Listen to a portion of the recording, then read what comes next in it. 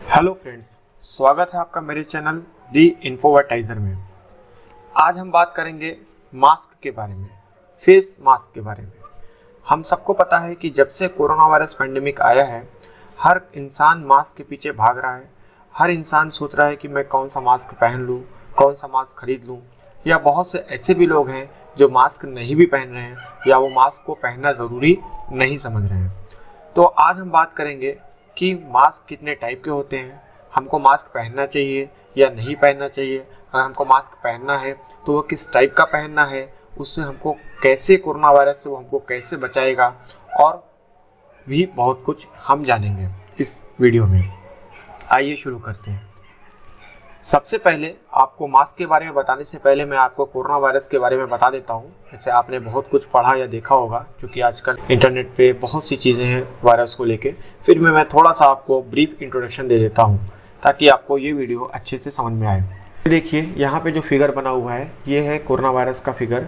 और इस फिगर में देखिए जो आपको दिख रहा है अंदर ये मटेरियल दिख रहा है, इसको बोलते हैं जेनेटिक मटेरियल, जो कि वायरस का आरएनए होता है। जी हाँ दोस्तों, यही आरएनए रिस्पॉन्सिबल होता है इसकी पैथोजेनिसिटी के लिए। मतलब यही जो आप सुनते आ रहे होंगे कि ये वायरस जो है म्यूटेटेड हो गया, ये वायरस चेंज हो गया, या ये वायरस नया वायरस है, तो जो भी देखिए चेंजेस होता है वो इसी आरएनए में होता है। ये आरएनए इसका मशीनरी है और यही इसको जो है रिस्पॉन्सिबल है, जिम्मेदार है इसकी फैलने के लिए, कोरोना वायरस को फैलने के लिए और ये बीमारी पैदा करने के लिए ह्यूमंस में। तो सबसे पहले ये वायरस जो है वो किस में था, बैट वगैरह, स्नेक है, इन एनिमल से पाया जाता था। देखिए कोरोना वायरस क्या है कि बहुत ही पुराना वायरस है, कोई नया वायरस नहीं है। ये बहुत पहले 90s में इसके पहले आया था, इस पर रिसर्च हुई है, साइंटिस्ट ने इसको पाया है। इसको कोरोना विरिडी एक फैमिली है उसमें रखा गया है। अगर देखिए आप साइंस से बिलोंग नहीं करते या साइंस आपका फील्ड नहीं है तो भी बस ऐसे समझ लीजिए कि एक वायरस है जिसको आपको पता है कि अपनी आंखों से आप नहीं देख सकते। इसके लिए पर्टिकुलर इंस्ट्रूमेंट्स चाहिए। ये बहुत ही छोटे हैं, साइज़ देखिए इसका 100 से 160 नैनोमीटर तक है। नैनोमीटर आप समझ लीजिए कि बहुत ही छोटी यूनिट है, 100 से 160 नैनोमीटर तक ही ये होते हैं। और साथ साथ ये जो मैंने आपको जैसे बताया कि ये अंदर का जो जेनेटिक मटेरियल जिसको हम कहते हैं आरएनए बोलते हैं, और यही आरएनए रिस्पॉन्सिबल होता है वायरस के बनने के लिए। तो यही आरएनए जो अंदर जाके रेप्लिकेट होता है, यानी कई गुना हो जाता है, और वायरस को एक वायरस से दो वायरस से कई वायरस को जनरेट करता है, पैदा करता है हमारी सेल्स के अंदर। यानी हमारी जो लंग्स हैं या जो भी लंग के पाथवे में जो सेल्स हैं, उसके रास्ते में जितनी भी सेल्स हैं उसमें उसको इन्फेक्ट करता है। और देखिए सबसे आपको एक और बताते चलता हूँ कि स्पाइक ग्लाइकोप्रोटीन है। ये स्पाइक ग्लाइकोप्रोटीन जो है यही जो है रिस्पॉन्सिबल है, यही जाके हमारे अंदर जाने के बाद ये हमारे सेल्स से, हमारे जो है कोशिकाओं से ये अटैच हो जाती है, और इसके थ्रू ये वायरस हमारी कोशिकाओं के अंदर, सेल्स के अंदर चला जाता है, और अंदर जाने के बाद वहाँ पे अपनी जनरेशन को, अपनी संख्या को बढ़ाने लगता है और हमको इन्फेक्ट कर देता है। तो हमको कॉम्प्लिकेशन होने लगती है। बाकी और भी चीज़ें हैं, हीमोग्लोबिन है और एम प्रोटीन है और इन्वेलप है, ये सारी चीज़ें भी रिस्पॉन्सिबल हैं। एम प्रोटीन को भी कहीं ना कहीं इसको भी पैथोजेनिक माना गया है। फिर हम देखते हैं कि ये वायरस सबसे पहले 2002 में आया था, तब हम इसको बोलते थे सार्स कोवी, क्योंकि इसने कॉज किया था सीवियर एक्यूट रेस्पिरेटरी सिंड्रोम। वो भी चाइना में आया था, प्रोविंस में। और दूसरी बार ये वायरस आया 2012 में, और उसको बोला गया मिडिल ईस्ट रेस्पिरेटरी सिंड्रोम। इसको वायरस को नाम दिया गया मर्स कोवी, उसके नाम के हिसाब से। और ये सबसे पहले सऊदी अरेबिया में आया था। और उसके बाद अभी आपको पता है जैसा कि 2019 में कौन सा वायरस आया है, कोविड-19 आया है। और इस कोविड-19 को हमने क्या नाम, वायरस का क्या नाम दिया हमने, SARS-CoV-2, मतलब severe acute respiratory syndrome corona virus 2, version 2 है। और ये क्या था, वर्जन 1 था, ये वाला वर्जन 2 अभी आया है।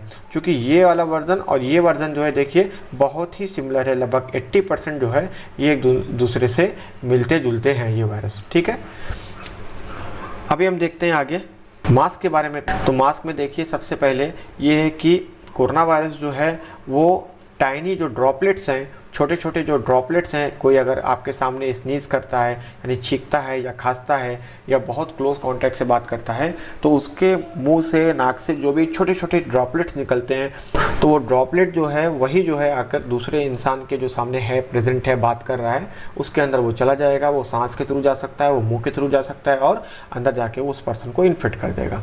या कोई कंटामिनेटेड सरफेस है, कोई पर्सन है जो कि इन्फेक्टेड है पहले से, उसको कोरोना वायरस डिजीज़ है, कोविड-19 डिजीज़ है, और वो कहीं किसी सरफेस को छू रहा है, टच कर रहा है, उसी सरफेस को किसी और ने टच भी कर दिया तो, और अपने चेहरे पे हाथ लगा दिया, नाक के आसपास एरिया को हाथ लगा दिया, तो पूरे चांसेस हैं कि वो उसको इन्फेक्शन हो सकते हैं।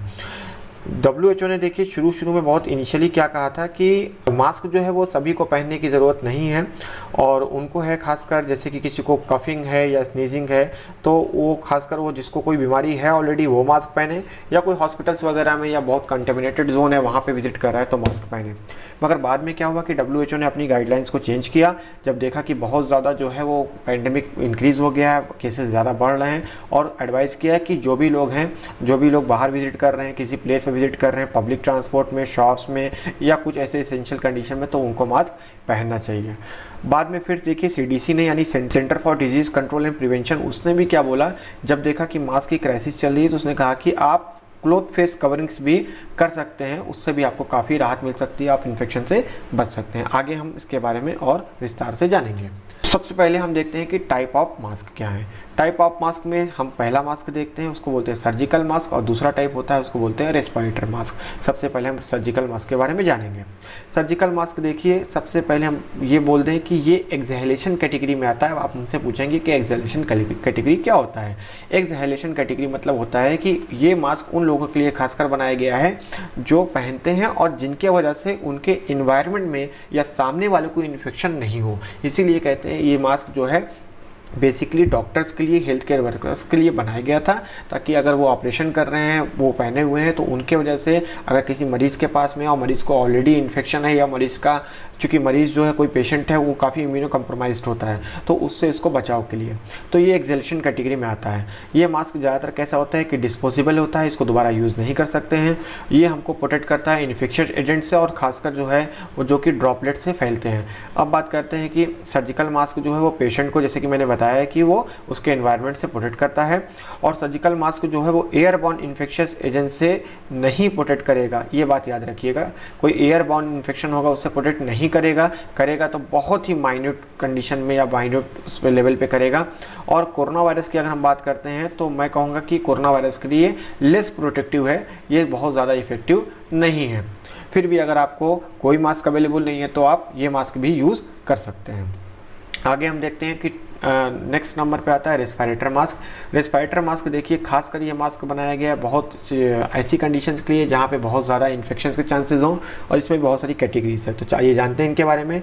इनको जो है इंस्पायरेशन यानी इंस्पिरेशन मास्क की कैटेगरी में रखा गया है, मतलब कि हमको बाहरी वातावरण में जो धूल है, जो इन्फेक्शियस एजेंट्स हैं, पॉलन ग्रेन्स हैं, कण हैं, गैसेज हैं, जहरीली गैसेज हैं, और बहुत से ऐसे एजेंट्स हैं यानी कि बैक्टीरिया हैं, वायरसेस हैं, इनसे हमको बचाता है। और ये जो है पर्सनल प्रोटेक्टिव इक्विपमेंट में यानी PPE की कैटेगरी में आता है, और इसको जो है इनहेलिंग जो एरोसॉल्स हैं, एरोसॉल भी हमको बचाव करता है। इन्फेक्शन एजेंट जैसे कि कंटेमिनेशन वायरस से, कोरोना वायरस से, सार्स आपको पता है, H1N1, इन सब से ही बचाता है। तो ये क्लियर हो गया कि इस टाइप के वायरस कोरोना वायरस में के बचने के लिए पहने जा सकते हैं और बहुत ही यूज़फुल होते हैं। ये मास्क में रीयूजेबल मास्क भी आता है और डिस्पोजेबल मास्क भी आता है। तो इसमें आप ध्यान दीजिएगा कि जब भी आप परचेज़ कर रहे हैं तो उसमें पढ़िएगा कि वो रीयूजेबल है या डिस्पोजेबल है। वैसे तो हालात को देखते हुए CDC ने और बहुत सी एजेंसीज़ ने ये कह दिया है कि आप डिस्पोजेबल मास्क को भी दोबारा यूज़ कर सकते हैं। कुछ स्टैंडर्ड गाइडलाइंस दी गई हैं जिसके थ्रू आप मेरी नेक्स्ट वीडियो में देखेंगे कि उसको हम कैसे यूज़ कर सकते हैं। आगे देखते हैं कि स्टैंडर्ड क्या है रेस्पिरेटर मास्क के लिए। तो हम 2 स्टैंडर्ड होते हैं, एक होता है यूरोपियन स्टैंडर्ड और एक होता है USA स्टैंडर्ड। सबसे पहले हम देखेंगे कौन सा, यूरोपियन स्टैंडर्ड। यूरोपियन स्टैंडर्ड में देखिए 3 है, FFP1 होता है, FFP2 होता है और FFP3 होता है। FFP1 का मतलब क्या हो गया, ये फिल्टर फेस पीस। FFP का मतलब समझिएगा फिल्टर फेस पीस इसको बोलते हैं, इसको इस तरह से, ये फुल फॉर्म इसका हो गया FFP। इसमें 1 2 3 3 कैटेगरी है। पहला है एरोसॉल फिल्ट्रेशन, जो कि 80% तक जो है वो फिल्टर करता है, और जो लीकेज होता है मास्क के, मतलब कि 22% तक जो है वो धूल, गर्दे या कोई भी पार्टिकल है आपका वो मास्क के अंदर जा सकता है, तो उसको हम कहते हैं FFP1। FFP2 क्या हो गया, जो कि 94 से 95% तक जो है वो फिल्ट्रेशन कर सकता है, और केवल 8% ही चीज़ें अंदर मास्क के अंदर लीक हो सकती हैं। और ये खास कर देखा जाए FFP2 पे ध्यान दीजिएगा, यही मास्क हैं जो कि मेनली यूज़ होते हैं एग्रीकल्चर में, हेल्थ केयर प्रोफेशनल के लिए, और साथ साथ इन्फ्लुएंजा वायरस हो गया, रेस्पिरेटरी इलनेस हो गया, और एवियन हो गया, सार्स हो गया, फ्लू, निमोनिक, इसके साथ साथ कोरोना वायरस जो नया है आपका। और आप जब ऑनलाइन कहीं भी परचेज कर रहे हैं तो हमेशा देखेंगे और ध्यान दीजिएगा, उस पर लिखा होता है कि FFP2 मास्क है। अब आप समझ जाएंगे कि इस FFP2 का मतलब क्या है। FFP3 देखिए, ये 99% तक जो है वो फिल्ट्रेशन करता है, और सबसे ज़्यादा इफ़िशिएंट यही होता है, 1 से 2% ही लीकेज होता है। मगर आप ये मास्क जो है वो जनरली स्टोर पे या ऑनलाइन परचेज़ करना बहुत मुश्किल है। ये बहुत ही ख़ास मौके के लिए बनाए जाते हैं, जब कभी जो बहुत ज़्यादा जहरीली गैस है कुछ अगर लीक हो जाती है, या एस्बेस्टस वगैरह के पार्टिकल से बचने के लिए, ठीक है। और ये मास्क पहनना थोड़ा प्रॉब्लम भी कर सकता है, क्योंकि इस मास्क को आप ज़्यादा देर तक नहीं पहन सकते, इससे आपको सफोकेशन भी हो सकता है। नेक्स्ट हम देखेंगे हमारा USA का स्टैंडर्ड क्या है। USA के स्टैंडर्ड जो है वो national institute for occupational safety and health, उसके अकॉर्डिंग ये फॉलो किया जाता है। इसलिए आप बहुत से मास्क लेते होंगे तो इस पर NIOSH लिखा रहता होगा। इसमें 3 कैटेगरी हैं, N है, R है और P है। N देखिए मतलब होता है कि no, N for no oil resistance, R for वो मास्क जो कि रेजिस्टेंस हैं ऑयल के लिए 8 आवर तक, और क्लास P जो होता है वो कम्प्लीटली ऑयल रेजिस्टेंस मास्क होते हैं। तो ये 3 कैटेगरी हो गई। आप क्लास N की बात कर रहे हैं तो इसमें 3 टाइप आते हैं, 95, 99, 100। जैसे कि मैंने आपको बताया 95 जो है वो 95% तक पार्टिकल को जो रिमूव करेगा, 99 90% तक, 99% तक, और 100 जो है वो 99.97 या 99% तक करेगा। और अगर आप क्लास R की बात कर रहे हैं तो इसी प्रकार से क्लास R में भी तीनों आते हैं, R95, R99 और R100, और इसी प्रकार से P में भी तीनों आएंगे, P95, P99 और P100। तो इसका मतलब जो N95 मास्क हम इस्तेमाल करते हैं वो उसका मतलब ये हो गया कि वो आपके क्लास N से रिलेटेड है, और वो 95% तक पार्टिकल जो है वो क्या फिल्टर कर रहा है, ऐसा कह सकते हैं हम। अब हम बात करते हैं N95 और कोरोना वायरस की। N95 और कोरोना वायरस को हम साथ में देखते हैं। यहाँ पे देखिए आपको मैंने पहले ही बता दिया कि साइज़ जो है कोरोना वायरस का कितना 65 to 125 नैनोमीटर तक होता है, और जो N95 है वो फिल्टर करते हैं पार्टिकल कितना 100 नैनोमीटर से 300 नैनोमीटर तक फिल्टर करते हैं। अब आप मुझसे पूछेंगे कि मान लीजिए कि ये 65 नैनोमीटर आप बोल रहे हैं और 100 नैनोमीटर तक ही ये कर सकता है, इससे नीचे अगर कोरोना वायरस पार्टिकल है तो वो तो मास्क के अंदर चला जाएगा। नहीं, देखिए ऐसा नहीं होता। ये रिसर्च अभी तक जो आई है उसके हिसाब से मैं बोल रहा हूँ कि ये जो आपको मैंने पहले ही बताया कि ये ड्रॉपलेट से फैलता है। कभी भी कोई एक वायरस जाता है और ट्रेवल करके वो जाके इन्फेक्शन करे, इसके चांसेस बहुत कम होते हैं। हमेशा वायरस एक टाइटर एक लोड में होता है तो उसका साइज़ ज़्यादा बड़ा होता है। ये देखिए आपका ह्यूमन हेयर हो गया।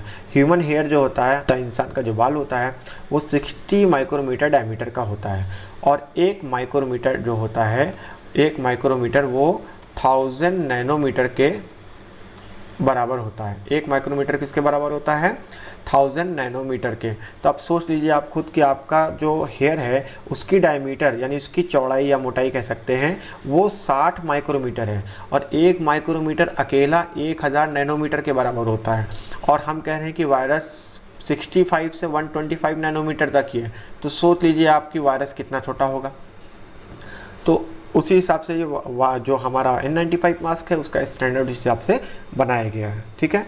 उसके बाद देखिए PM क्या है, ये पार्टिकुलेट मैटर होता है। ये भी एक यूनिट बनाई गई कुछ स्टैंडर्ड्स को लेके। डस्ट PM10 का मतलब होता है कि वो डस्ट या पॉलन मटेरियल जो कि 10 माइक्रोमीटर डायमीटर से कम, उसको बोलते हैं पार्टिकुलेट मैटर 10, PM10। बहुत से मास्क पे ये भी कोड लिखा होता है, इसलिए मैं आपको बता रहा हूँ समझने के लिए। PM 2.5 का मतलब क्या होता है? पार्टिकुलेट मैटर 2.5, पॉल्यूटेंट जो कि 2.5 माइक्रोमीटर डायमीटर से छोटा हो। और PM1 आप समझ गए होंगे कि जो कि 1 माइक्रोमीटर डायमीटर से छोटा हो। अब आप ये समझ गए कि अगर आपको अपना मास्क लेना है तो उस मास्क हमारा PM1 की कैटेगरी में कम से कम आना चाहिए।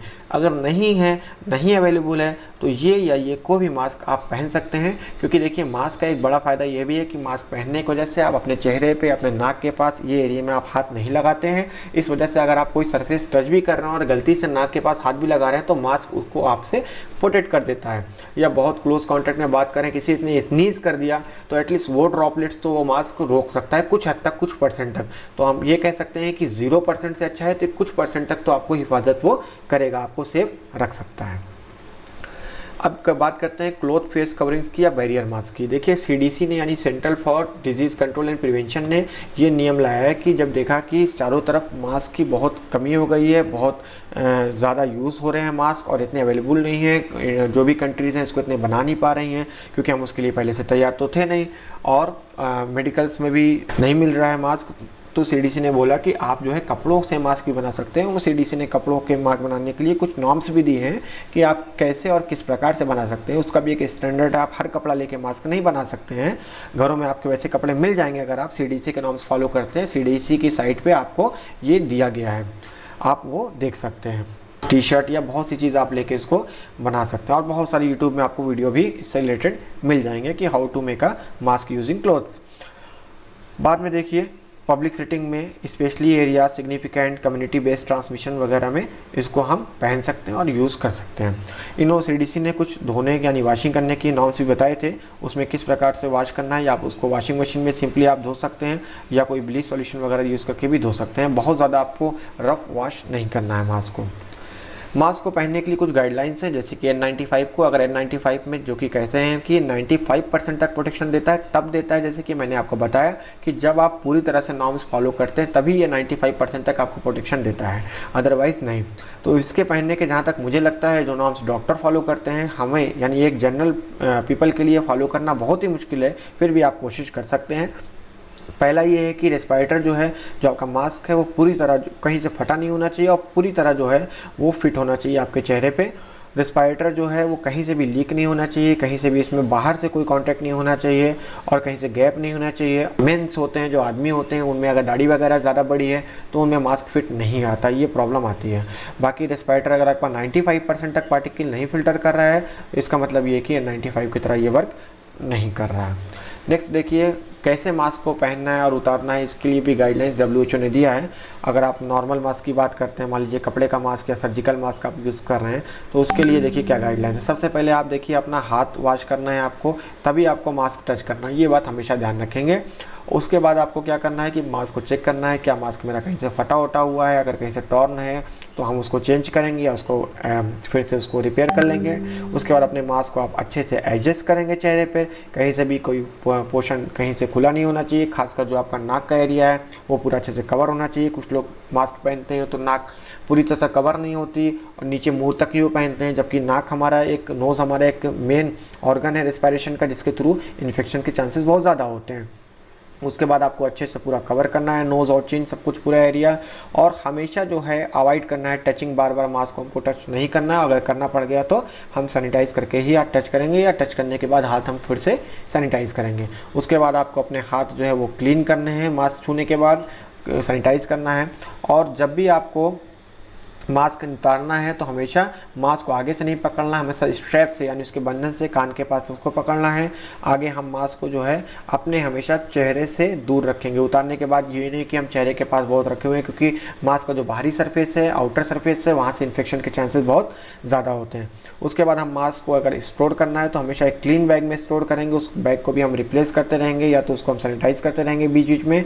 और जब भी देखेंगे कि मास्क हमारा सही नहीं है, फट गया या यूज़ करने लायक नहीं है, तो हम उसको रिपेयर कर लेंगे या तो उसको डिस्कार्ड कर लेंगे। डिस्कार्ड करने के लिए भी जो है एक प्रॉपर नॉर्म्स हैं, उसको आप फॉलो करिए, गाइडलाइंस आपको मिल जाएंगी। अगर लॉजिकल आपको अपना लॉजिक लगाना है तो आप सोच लीजिए कि उसको हमेशा आपको उसको सैनिटाइज़ करना है, सैनिटाइज़ करने के बाद ही उसको हमेशा डिस्कार्ड करना है, यूँ ही कहीं पे नहीं फेंकना है। उसके बाद आपको लास्ट में हाथ अपने धोने हैं। तो ये सारे नॉर्म्स हैं जो आपको फॉलो करने चाहिए। WHO के साइट पर भी आप, और अगर आपको विस्तार से और ज़्यादा इसके बारे में जानकारी चाहिए तो आप वहाँ पे भी देख सकते हैं। उसके बाद हमको क्या क्या नहीं करना है, देखिए नहीं करना है, जैसे कि हमको मास्क को जो है कभी नहीं यूज़ करना है। अगर मास्क हमको कहीं से भी डैमेज दिख रहा है तो वो किसी काम का नहीं रह जाता है। मास्क को हमको लूज़ नहीं पहनना है, मास्क को हमको जो है वो नोज़ के नीचे नहीं पहनना है, इसके मैंने बताया भी आपको। मास्क को किसी के सामने रिमूव नहीं करना है, अगर कोई आपके सामने खड़ा होकर बात कर रहा है, आपके क्लोज कॉन्टैक्ट में है। मास्क को जो है आपको हमेशा जो है, अगर डिफ़िकल्ट है ब्रीथ करने में तो आपको नहीं पहनना, आपको लग रहा है कि आप ब्रीथ नहीं कर पा रहे हैं तो उसको चेंज करिए या उसको सही करिए। और आपको डर्टी या वेट मास्क नहीं पहनना है, और आपको किसी के साथ मास्क शेयर नहीं करना है। तो देखिए सब लॉजिकल चीज़ें हैं, आप खुद समझ सकते हैं कि आपको किस तरह उसको पहनना है। नहीं है तो आप और भी WHO में गाइडलाइंस उसको फॉलो करिए, और सही नॉर्म्स फॉलो करते हुए आप मास्क पहनेंगे, तभी आप इन्फेक्शन से बचे रह पाएंगे। नेक्स्ट देखिए, मैं आपको एक बात बता देना चाहता हूँ कि सभी लोग N95 मास्क की तरफ भाग रहे हैं। सब लोग सोच रहे हैं कि मैं कहीं ना कहीं ऑनलाइन जो हमारी साइट्स हैं, रिटेल साइट्स हैं, वहाँ से ऑर्डर करके N95 मास्क मंगा लें। हर कंपनी N95 लिख के भेज भी रही है। द वायर के थ्रू रिपोर्ट है, उन्होंने बताया कि उनकी इन्वेस्टिगेशन में उनको मिला कि इंडियन मार्केट में बहुत सारे ऐसे फेक N95 मास्क जो है वो बेचे जा रहे हैं और वो चल रहे हैं। यहाँ पर मैं किसी कंपनी को, मेरा क्लेम करने का कोई भी इरादा नहीं है, ना मैं किसी कंपनी को कुछ क्लेम कर रहा हूँ पर्टिकुलर कंपनी को, क्योंकि ये रिसर्च वायर की है और उन्होंने ही बताया है कि बहुत सी कंपनी जो है वो फेक मास्क बना रही हैं। तो आप इसको चेक करिए कि आपके नॉर्म्स पे, N95 के नॉर्म्स में, जैसे कि मैंने बताया उसमें कुछ कोड होते हैं, वो सब फॉलो करके आप देखिए कि वो मास्क N95 है या वो सिर्फ लिखा हुआ है। ठीक है, तो ये फ्रॉड से जो है आप बचे रहिए और गलत मास्क का इस्तेमाल मत करिए। मेरा वर्डिक्ट अगर आप पूछेंगे क्या है, तो मेरा वर्डिक्ट यही है कि सबसे पहले तो मैं कहूँगा कि आपको सोशल डिस्टेंसिंग मेंटेन करना चाहिए। मास्क हमेशा देखिए एक सप्लीमेंट्री चीज़ है, सप्लीमेंट्री थिंग है। WHO भी नहीं बोला, CDC ने भी बोला, और सभी हेल्थ एजेंसीज यही बोल रही हैं कि मास्क आपको सिर्फ एक सपोर्ट करेगा। अगर आप वर्क प्लेस पर जा रहे हैं, गैदरिंग्स में जा रहे हैं या ऐसी जगहों पर जा रहे हैं जहाँ पे आप सोशल डिस्टेंसिंग मेंटेन नहीं कर पा रहे हैं, मगर मास्क कभी भी इस चीज़ की गारंटी नहीं देगा कि आप इन्फेक्शन से 100% सेफ रहेंगे। क्योंकि जो आपका N95 मास्क है ये खुद बोल रहा है कि मैं सिर्फ 95% तक फिल्टर कर सकता हूँ डस्ट पार्टिकल, कोरोना पार्टिकल या कोई भी। तो जब N95 का ही मतलब हो गया ओनली 95%, 5% वहाँ पे भी रिस्क है। वो भी जब आप पूरी तरह मास्क का नॉर्म फॉलो करेंगे, पूरी तरह मास्क को फिट करेंगे अपने चेहरे पे, मगर फिर भी मास्क आप पहनिए, मास्क ज़रूर पहनिए। कहीं भी जाइए आप मास्क लगा के जाइए, मास्क एकदम नहीं अवॉइड करना है। जो मास्क आपको मिल रहा है, नॉर्म्स जो हैं वो फॉलो करिए और मास्क को पहनिए। इग्नोर मत करिए कि N95 नहीं है तो हम नहीं पहनेंगे, क्लॉथ का मास्क कोई फ़ायदेमंद नहीं, ये चीज़ कह के इग्नोर मत करिए। तो सबसे पहले सोशल डिस्टेंसिंग मेंटेन करेंगे हम। मेंटेन करने के बाद अगर हमको जो भी है मास्क अवेलेबल है, जैसा कि मैंने बताया, वो सब से उसको पहनेंगे और अवॉइड करेंगे गैदरिंग, जो भी प्लेस है गैदरिंग की, रश की, उसको अवॉइड करेंगे। और मास्क, जैसे कि मैंने बताया है कि ये गारंटी मत लीजिए कि मास्क पहनिए तो आप सेफ़ हैं, तो मास्क पहनने के बाद आप किसी से भी जाके बहुत क्लोज कॉन्टैक्ट में बात कर रहे हैं तो वो भी गलत है। सोशल डिस्टेंसिंग के साथ बात करिए, मास्क को पूरे नॉर्म्स के साथ पहनिए, वॉश करिए, उसको देखिए अगर वो गंदा हो गया, वेट हो गया, या उसको आपको डिस्कार्ड करना है या उसको आपको रिपेयर करना है तो वो भी आप फॉलो करिए। और आपको किसी भी प्रकार का कोई सिम्टम दिखे, कॉम्प्लिकेशन हो, तो आप फ़ौरन ही जो है वो जो नियरेस्ट हेल्थ केयर फैसिलिटी उसको, या जो भी कोविड की हेल्पलाइन है उसको आप कांटेक्ट करिए और अपना चेकअप कराइए। नेक्स्ट सबसे इम्पॉर्टेंट नोट कि जो भी इन्फॉर्मेशन देखिए मैं आपको यहाँ पे दे रहा हूँ, ये सिर्फ और सिर्फ अवेयरनेस के लिए है आपके, ताकि आप जान जाएं कि मास्क क्या होता है और कैसे होता है। बाकी आपको जो भी इन्फॉर्मेशन दी गई है मैंने ऑथेंटिक सोर्सेज से ही लिया है। फिर भी अगर आपको ज़्यादा जानकारी चाहिए या किसी भी तरीके की मेडिकल नीड चाहिए या किसी भी तरीके की मेडिकल क्वेश्चंस आपके हैं, तो वो फॉलो करने से पहले आप सबसे पहले जो जेन्यून जो है ऑथेंटिक लिंक्स हैं, जैसे कि मिनिस्ट्री ऑफ हेल्थ केयर की जो साइट है या हमारी CDC या WHO, इन सबको फॉलो करिए। सोशल डिस्टेंसिंग बनाए रखिए, मास्क का सही उपयोग करिए और कोरोना वायरस इन्फेक्शन से बचे रहिए। Take care, good bye.